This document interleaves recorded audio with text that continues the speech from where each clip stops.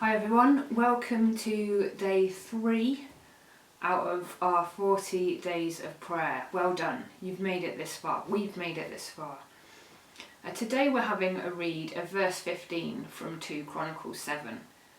This is what it says. Remember, this is God speaking. And he says, "Now my eyes will be open and my ears attentive to the prayers offered in this place." And I love how in this verse, God himself, he expands our understanding of what prayer actually is. Like, God hears our prayers, but he also sees them.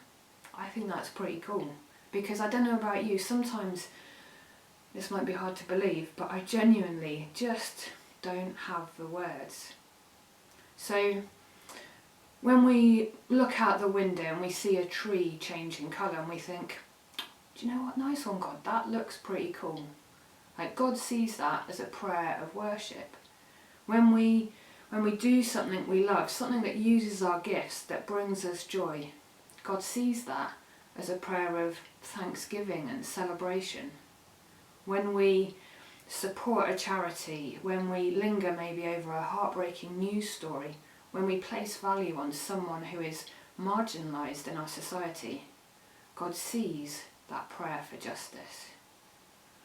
Pete Greig talks about prayer being relational rather than transactional. Like, God wants to be involved in all parts of our lives.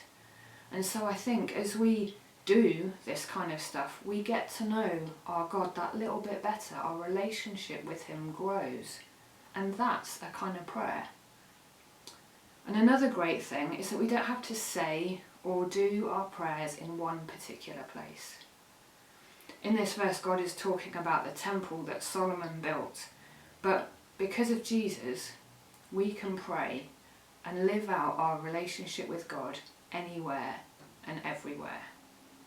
Like, God sees and hears our prayers in all the places. So I want to encourage you now, take a moment to ask God to expand your definition of prayer.